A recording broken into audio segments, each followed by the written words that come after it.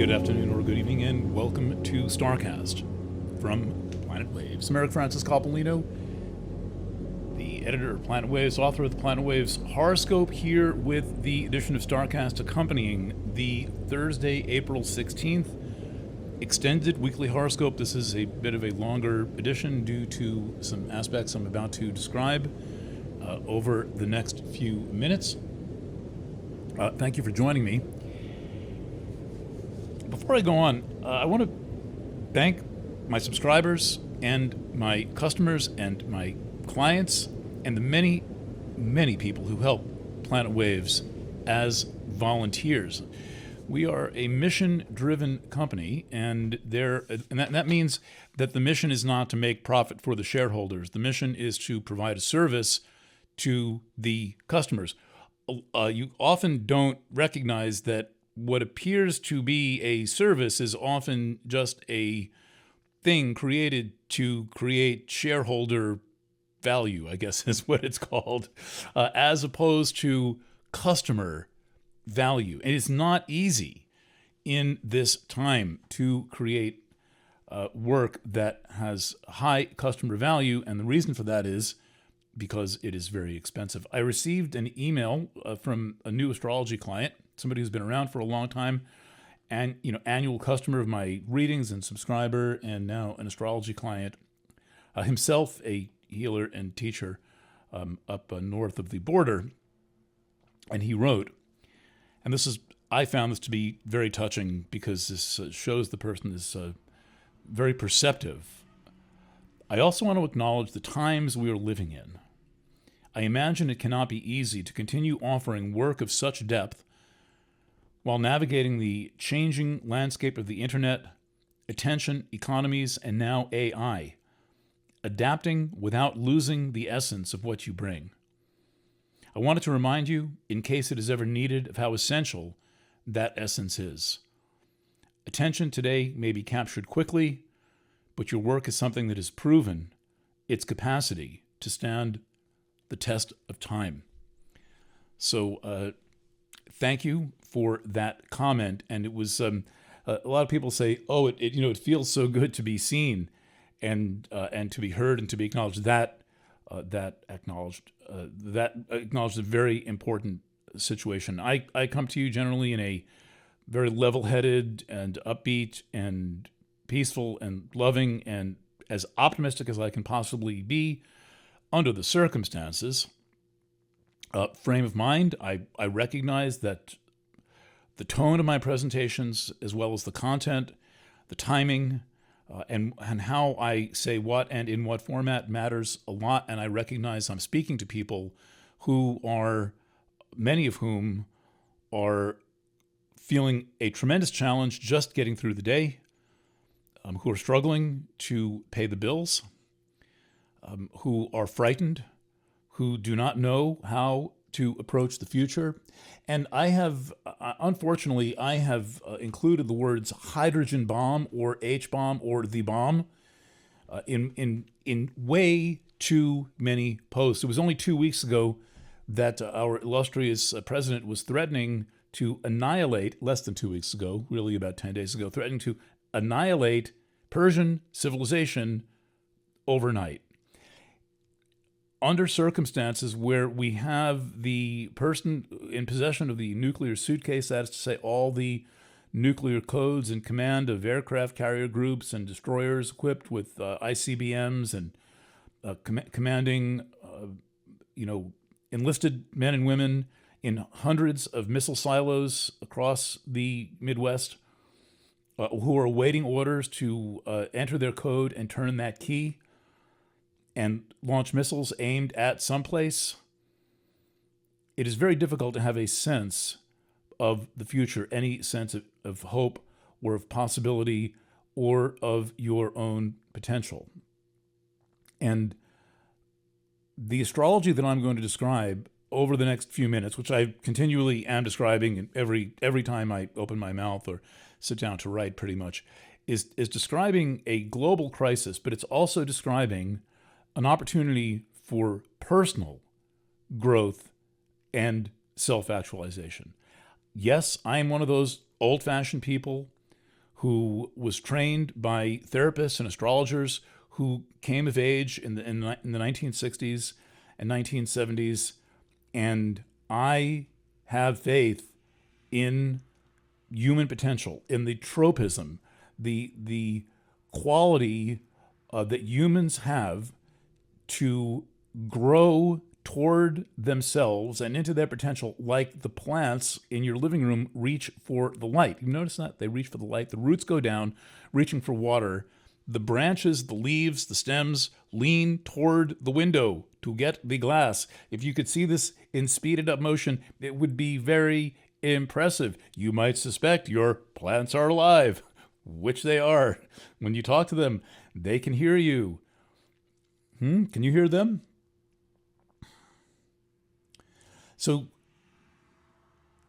the work that I do is intended to help you allay fear and have some coherence.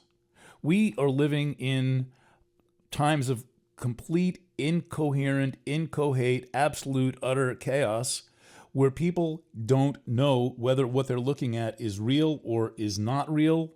All those pet reunion videos, etc., etc., etc. Yeah, we are living in a kind of a simulacrum. It is designed to alienate you from yourself. Self-actualization is the process of becoming unalienated, reacquainted with yourself, with who you are, with what some call original instructions, or what I think of as original commitments for incarnating at this time. You've probably incarnated quite a few times. What are you doing here now? Why exactly are you here now?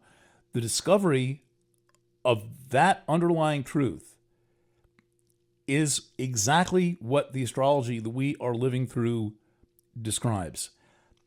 And the nature of the digital environment that we have been thrust into, or that has been thrust upon us, that has provided a venue for these absolutely outrageous criminal intruders, genocidal criminal intruders into our lives, into our society, into our families, into our relationships. The entire goal of that is to alienate you from yourself, to keep you swiping left and swiping right, to keep you addicted to the next Instagram video or Facebook short or YouTube short, instead of doing art, doing music, calling up your friend in Peoria and finding out how they are doing, cleaning a closet, sorting out your photo album, calling your grandmother, calling your sister, calling your old friend from school. You have become the commodity. Your consciousness, your time, your attention, all of this is the exact opposite of self-actualization. It is entrancing.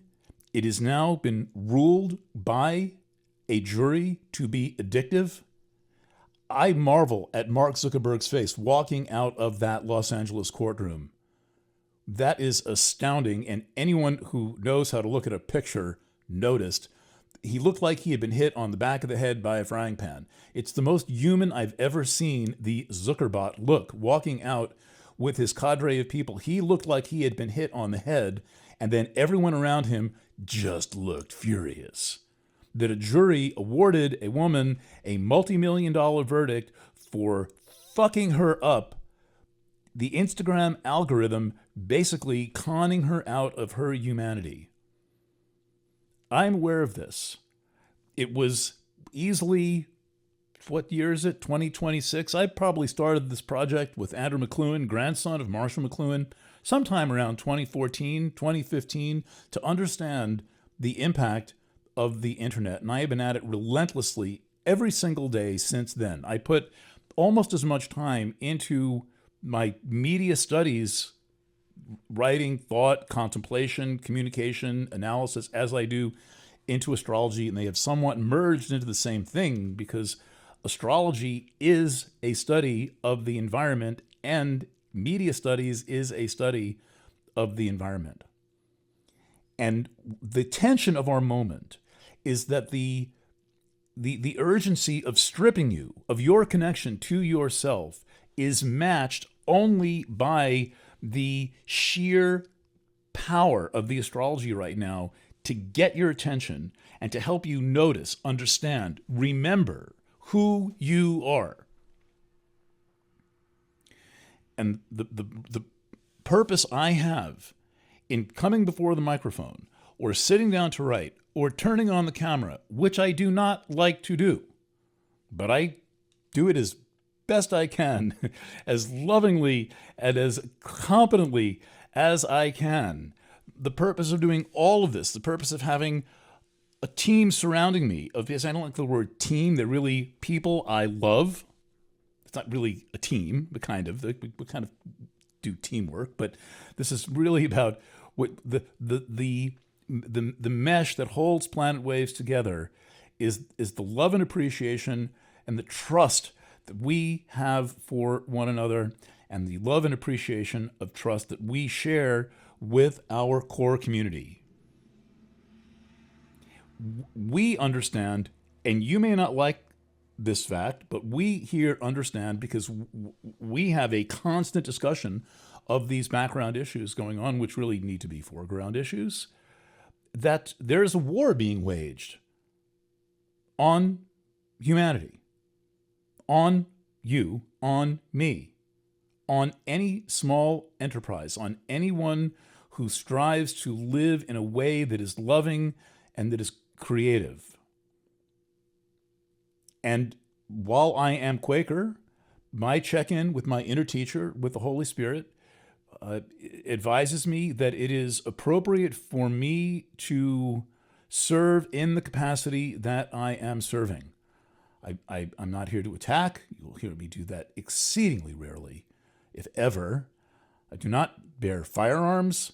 I will defend the perimeter if I have to against a vicious assault like we experienced in 2020 and 2021, and like we are experiencing now. There is a war being waged for your heart, your soul, your mind, your attention, your humanity. And so when I say the word self-actualization, what I am saying is your choice to reclaim, connect with, to investigate, to understand who you are as a person, to connect with your original intentions, your original instructions for this incarnation.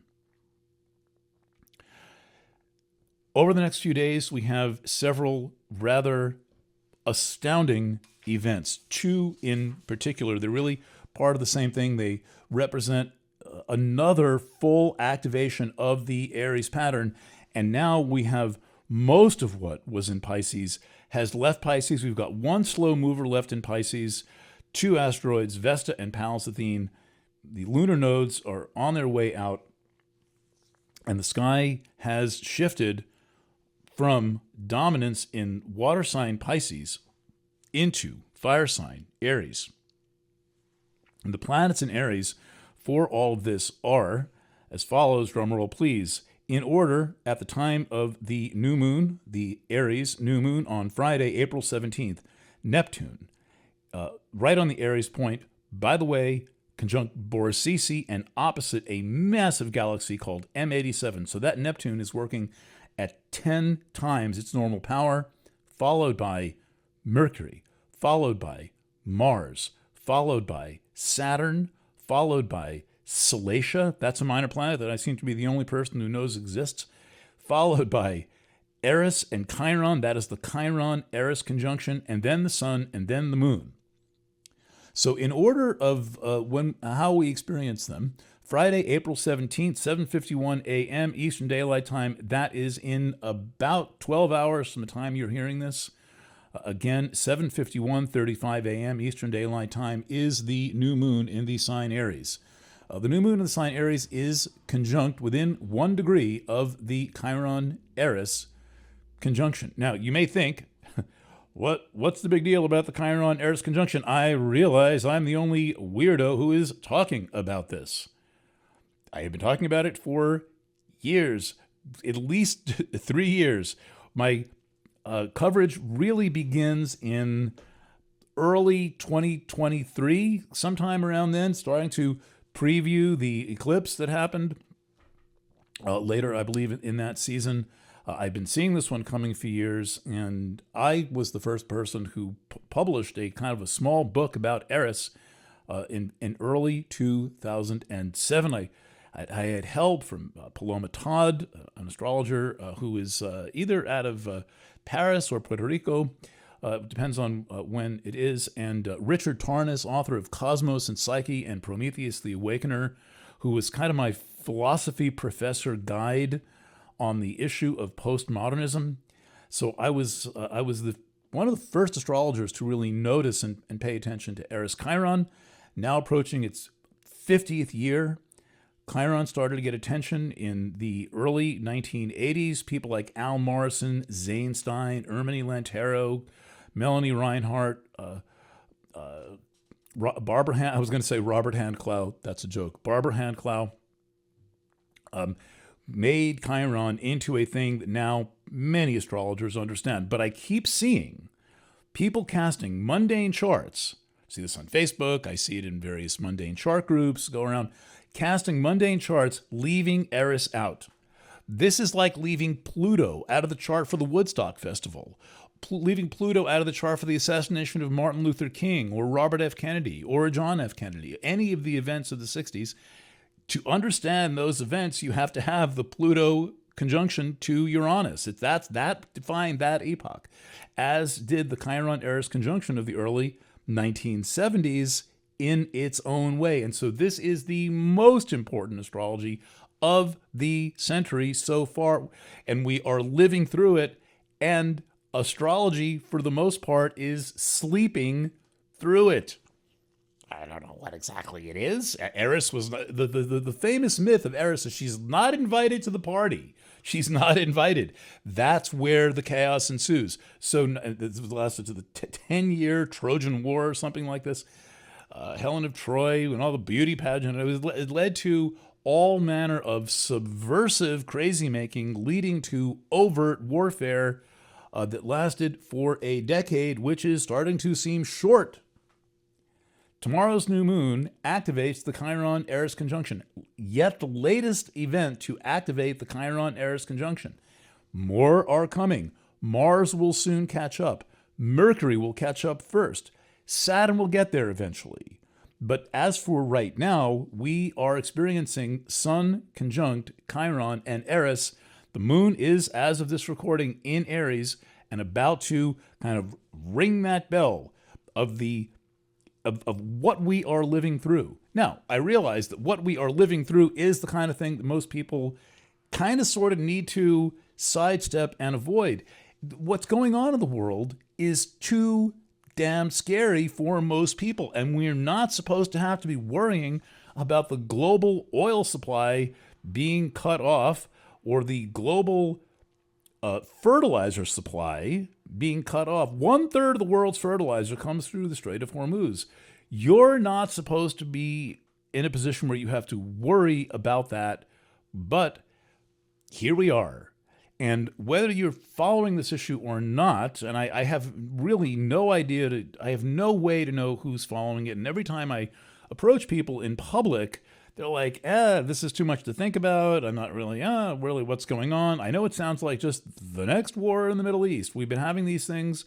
These things have just kind of gone on nonstop since 1990. If we don't count all the mishigas with the bombing of Beirut in '83 and the Iranian hostages in 1979 and 1980. All of that counts. All the messing with Persia and Iran that has been going on now for half of a century. Well, I know it all seems to blend in. It all seems to be the same thing. It is not. And the astrology that we are experiencing has a lot to say about the events that are happening now. But you need the basic ingredients. So the first thing that happens is, from the time of my speaking, and we are in it, is an activation of, meaning an energizing of an event focused on the Chiron Eris conjunction of 25, 26, now separating. We've had the third of three contacts, but this is the beginning of a cycle. And the aspect is still hot, hot, hot. It is happening. It is defining our moment, and it is defining our relationship with a few things: existence itself, your relationship to yourself and your body, remembering that the overall effect of the digital environment is to alienate you from your body, to distort, to shift, to desex, to neuter, to essentially contaminate your relationship with yourself. Chiron is about going back into that relationship. They are opposing forces. I did a class on this. You may be getting the emails about that, and I've a new book which gets to this point at the end, because it goes all the way back to the beginning of my studies with Chiron. In any event, the Chiron Eris conjunction now under full activation. Then the next thing that happens is on Sunday, April 19th, we have a triple conjunction of Mercury, Mars, and Saturn. As it's three planets moving at three different speeds, so the best I can calculate a time for it is 6:43, really 6:44 p.m. Eastern Daylight Time on Sunday, April 19th. This is a major turning point. Now, the new moon itself represents, excuse me, a major turning point. These events happen so close together that they can easily be seen to be part of the same thing. Things that happen in proximity usually are part of the same process. This is, unlike the call to awareness of the new moon conjunct Chiron and Eris, and it's much closer to Chiron than it is to Eris. The triple conjunction of Mercury, Saturn, and Neptune is more of a shock. It is a more aggressive. It is more violent. And it's not just Mars that is making it so. It is Mars in combination with Saturn in Aries, already in a fire sign, in a martial sign, in Mars's domicile, where Mars has a lot of power and where Saturn is said to be somewhat weakened. It's in detriment or fall because it's in exaltation across the dial in Libra. But in any event, we've got all three of these things lining up in a way that to me looks like, Sunday could be a very big day, a turning point day. At the same time, this is inviting self-awareness.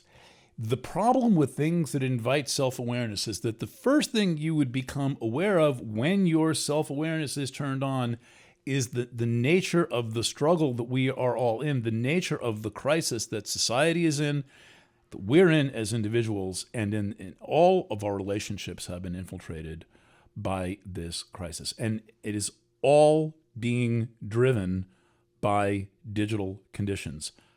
I realize I am the only one saying this. I get it. I got that funny letter in 2020 where somebody said, well, all the things that you're saying, nobody else is saying, like on Fox or MSNBC or CNBC. Why are you saying things that no one else is saying? Well, yeah, I earn my $14 a month by being by being an original journalist who has I have the chops to be able to make an assessment, and I always answer my phone when somebody's got a question. So this is a big moment. This is a peak moment of the Chiron Eris conjunction era. It is a turning point for all of us. It is a turning point for us individually. I am here to urge you to do something that is very unpopular. I get it. This is not good for business. This is not making me a more popular presenter. This is not making me an influencer. I am being told regularly in one way, shape, or form to fuck off. Okay, but I'm here to say we are in a turning point. This is a wake-up call. And that is not in the sense of some kind of colloquialism. This is pay attention because it matters now. The way this aspect looks on Sunday is Mars comes through and first forms a conjunction to Saturn. That's the thing that happens at 6:44 p.m. Eastern Daylight Time. Mercury is moving the most quickly, but it's going to catch up and then form a conjunction to Saturn and then a conjunction to Mars in very rapid sequence. That looks like the messaging team. So it looks like there's some kind of an event that is followed by an overwhelming amount of messaging. Now, that's not new. This is how it's done. I'm just saying that it's showing up in the astrology. But the question is, what is your relationship to these events? How is it shaping your sense of yourself and who you are? How is it shaping your sense of time, your sense of your future? These are not easy questions to ask or to answer, but at some point we must start paying attention. As I joked in my article today, the way that people are always putting things off for later, which usually means for the next lifetime, to me is the closest thing to proof of reincarnation that we have. People live like they're going to have 1,000 incarnations. Oh, well, what's the big deal? You go to your guides, and when you die and you're in the blue light in Bardo, and you go to your little soul group, and you assess whether you kept your commitments and all of that. It's all very charming and very cheerful. I forget the name of the series of books that kind of propagated this image where basically everyone is a white American. In heaven, you have to be a white American to get into heaven. I think the real proof that we think we can live like there's no tomorrow is people just kind of don't seem to care very much. And the truth is that it's better if you care. The reason it's better that you care, and Melanie Reinhardt explained this to me like 30 years ago. She said, well, the thing is that when you stuff the fear underneath the surface of your awareness, when you stuff your anguish and your concerns and your unaddressed issues under the level of awareness, all it does is churn up chaos. And so we've got plenty of that going on. The question is, what is the answer to that chaos? In the language of Chiron and Aries, the answer comes through Chiron. The answer comes through look within and pay attention. That's what I got for you today. Check your email for promos of the magnificent work that I do. Priced to be inclusive, priced to be affordable, almost as good as in-person consulting, a little different, but you will get your money's worth and your time's worth. All right, signing off from the Harshaw House, a little ahead of noon on a beautiful, warm day here in the foothills of the Catskill Mountains. Lots of love, and bye for now.